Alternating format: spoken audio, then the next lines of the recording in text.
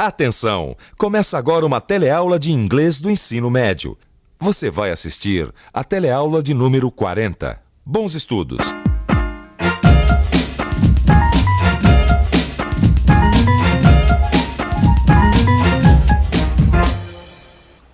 Hello, my friends.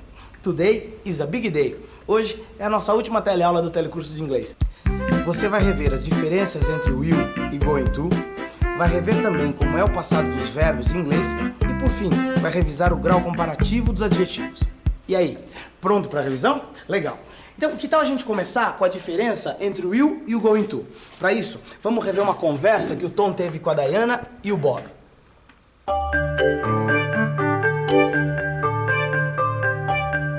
Do you have plans for the future, Diana? Yes, I do. I'm going to study medicine after I finish high school. What about your friend? Aquela com quem eu estava conversando no telefone? Ela mesmo. Does she have plans for the future? I don't know. I think she will look for a job as a flight attendant. And you, Bob, do you have plans for the future? Of course I do.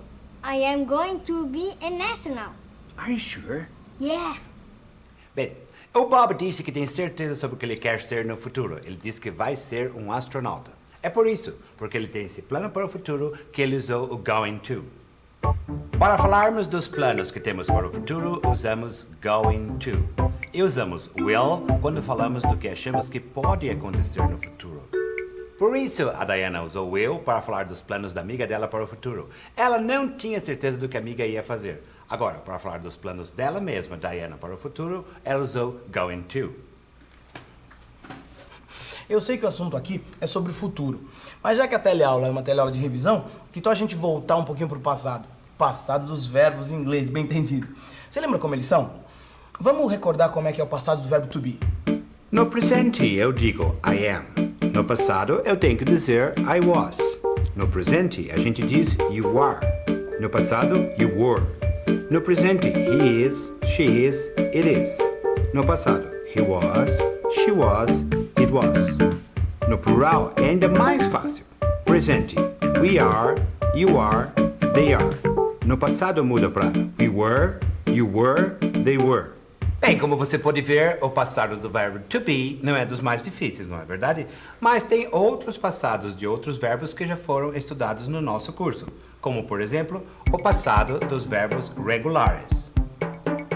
Colocar os verbos regulares no passado em inglês é mesmo muito fácil. Lembra como é que é? Os verbos regulares fazem o passado em ed. É simples, é só você acrescentar a terminação ed no final do verbo. Por exemplo, work no presente, worked no passado. Agora, o mais fácil de tudo é que o passado é conjugado da mesma maneira para todas as pessoas. Agora, é legal você lembrar que tem algumas regrinhas, não é mesmo, Júlio? Perfeitamente. Quer ver só? Quando um verbo termina em Y e antes da letra Y tiver uma consoante, a gente tira o Y e acrescenta IED. Por exemplo, study, studied. Agora, quando o verbo terminar em E, a gente só acrescenta a letra D. Por exemplo, love, loved. E do auxiliar did, você lembra? Da mesma maneira que nós usamos o do no presente, nós usamos did no passado.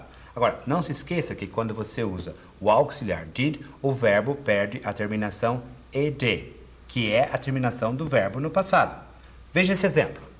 Did you work yesterday? No, I didn't. Você reparou nessa cena que nós acabamos de ver que eles usaram o did como auxiliar do passado? Pois é, sempre que você quiser fazer uma pergunta no passado, você tem que usar o auxiliar did. E eles usaram também o didn't, que é a mesma coisa que did not. E o didn't, como ficou bem claro nessa cena, é usado quando a gente faz uma frase no passado e na negativa.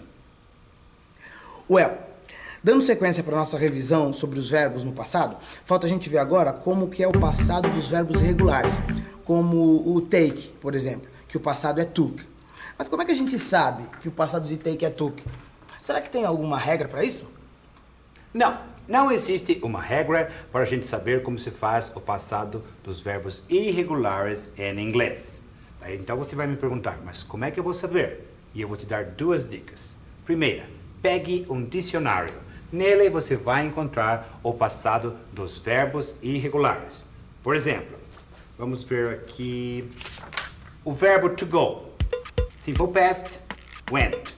Past participle, gone. Ou seja, no dicionário você vai sempre encontrar essas duas formas. O passado simples e o particípio passado dos verbos irregulares. E a segunda dica é esta. Pegue uma tabela como essa daqui, onde você vai encontrar todos os passados dos verbos irregulares. E você tem que ir memorizando verbo por verbo, ok? Recordar é viver. E aqui no nosso caso, recordar é aprender cada vez mais. E por falar em recordar, você lembra quando a gente estudou os graus dos adjetivos? Quando a gente compara duas coisas, dois objetos ou duas pessoas, tinha o grau de igualdade, o de inferioridade, o de superioridade e o superlativo. Mas vamos lembrar tudo isso direitinho, começando pelo grau de igualdade.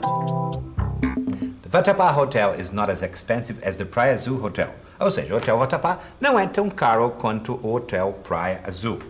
E isso, o preço do hotel foi determinante para Mr. Arnold. Bem, mas nós não estamos interessados em diários de hotéis. Nós estamos interessados em comparar, em inglês, duas coisas com as mesmas características. Por exemplo, quando o Júlio disse que um hotel era tão bonito quanto o outro, ele falou: The Vatapá Hotel is as beautiful as the Praia Azul Hotel. Quando a gente compara duas coisas, dois objetos ou duas pessoas que sejam iguais, a gente usa as, alguma coisa, as. É assim que a gente faz quando vai comparar dois objetos que são iguais. Agora, quando uma coisa é mais que a outra, como é que a gente faz? Para relembrar o grau comparativo de superioridade dos adjetivos, a gente vai rever uma cena quando a Beth recebeu aqui na agência um turista querendo saber o que era melhor, o Pantanal ou Fortaleza. Maybe you should go to the Pantanal or Fortaleza. Well, the Pantanal is more exciting than Fortaleza, but Fortaleza is more beautiful than the Pantanal. What about the hotels? The hotels in Fortaleza are more comfortable than the hotels in the Pantanal, but the hotels in the Pantanal are cheaper than the hotels in Fortaleza. The Pantanal is more exciting than Fortaleza. O Pantanal é mais interessante do que Fortaleza. Você reparou a maneira como a Beth comparou o Pantanal a Fortaleza? Ela pegou o adjetivo que é exciting, colocou a palavra more antes dele e a palavra than depois. The Pantanal is more exciting than Fortaleza. E essa regra de usar more antes e than depois vale para todos os casos? Não, não vale. Essa regra vale para adjetivos com duas ou mais sílabas. Como, por exemplo, quando a Beth usou o adjetivo comfortable para descrever quais hotéis são mais confortáveis, os do Pantanal ou os de Fortaleza. E para os outros adjetivos, você lembra como é que se faz? Vamos pensar um pouco? Vamos pensar um pouco. Grau comparativo de superioridade. Vamos ver como é que se faz isso. Para os adjetivos de uma sílaba, como cheap, a gente acrescenta er, than. Já para os adjetivos de duas sílabas terminados em y, como easy, deve-se tirar o y e acrescentar ier, than. Finalmente, para os adjetivos formados por uma consoante, uma vogal e outra consoante, como o big, por exemplo, a gente deve dobrar a última consoante antes de acrescentar a terminação er. A gente já revisou como é a comparação de igualdade e de superioridade dos adjetivos. Agora a gente vai ver como é o grau comparativo de inferioridade. Para isso, a gente vai ver de novo uma reportagem que o Tom fez nas ruas de São Paulo. Muito bem, mas na verdade eu estou aqui para fazer uma reportagem para o meu jornal e eu não consegui fazer nenhuma entrevista sequer. Eles querem saber lá nos Estados Unidos quais são os mitos americanos mais queridos aqui no Brasil. Bem, ou seja, de quem será que os brasileiros gostam mais? Por exemplo, is Madonna as beautiful as Marilyn Monroe? Ou seja, a Madonna é tão bonita quanto a Marilyn Monroe? A Marilyn Monroe. Madonna. A Marilyn Monroe. A Marilyn Monroe. Bom, e pelo visto, por aqui os homens acham que a Madonna is less beautiful than Marilyn Monroe. Madonna is less beautiful than Marilyn. Quer dizer, Madonna é menos bonita do que Marilyn. Olha, foram comparadas duas atrizes, né? A Madonna e a Marilyn Monroe. E o público decidiu que a Madonna era menos interessante que a Marilyn. E para isso foi usado o less e o than. Lembra?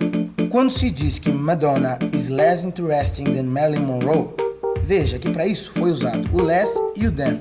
E é assim, usando o less e o than, que a gente faz o comparativo de inferioridade. Agora, e o superlativo? Você lembra o superlativo? É quando a gente quer comparar uma coisa com todas as outras. Por exemplo, Florianópolis is the most exciting place in Brazil. Eu não estou comparando Florianópolis com qualquer outra cidade em especial, mas com todas as cidades do Brasil. E aí, ficou clara essa história do superlativo? Bom, entender essa história de superlativo eu já entendi, né? Tanto que eu já usei. A gente usa o superlativo quando a gente quer comparar uma coisa com todas as outras coisas. Agora, olha, Júlio, vem cá, eu preciso confessar uma coisa pra vocês. Olha, regra, mesmo assim eu não sei.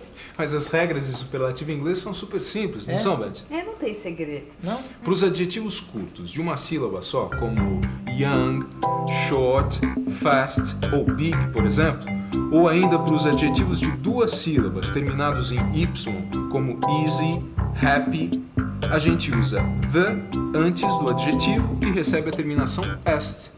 Então, dessa forma, o superlativo de fast fica sendo the fastest, o superlativo de big, the biggest, entendeu? Ah, entendi.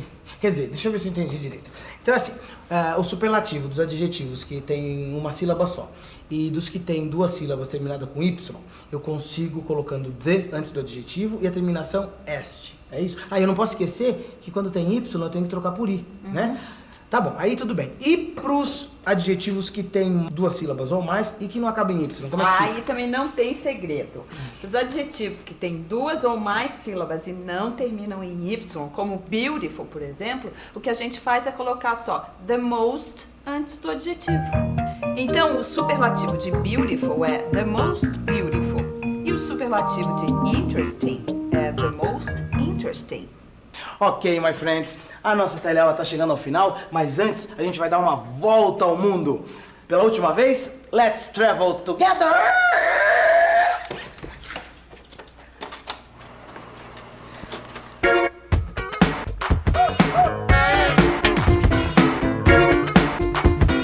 Durante todas as viagens que fizemos pelos países, cidades e territórios de língua inglesa, você pode notar que o inglês está mais próximo de você do que você pensa. E que a língua inglesa pode ajudá-lo a se aproximar de outras realidades e aprender com elas.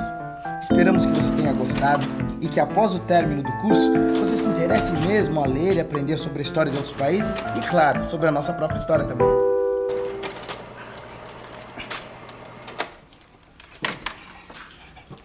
Essa é a melhor maneira de você saber o que está acontecendo à sua volta. Pode acreditar. E agora, que tal uma revisada na revisão? E atenção, se liga aí que é hora da revisão. Na teleaula de hoje, você reviu alguns dos principais assuntos estudados nesse curso. Você reviu as diferenças entre will e going to. Reviu também como é o passado dos verbos em inglês. E, por fim, reviu os graus comparativos dos adjetivos. Não foi o máximo você ter conseguido chegar até o final do curso? Dá aquela sensação de conquista, de vitória, aquele gostinho bom de ter chegado lá, não é?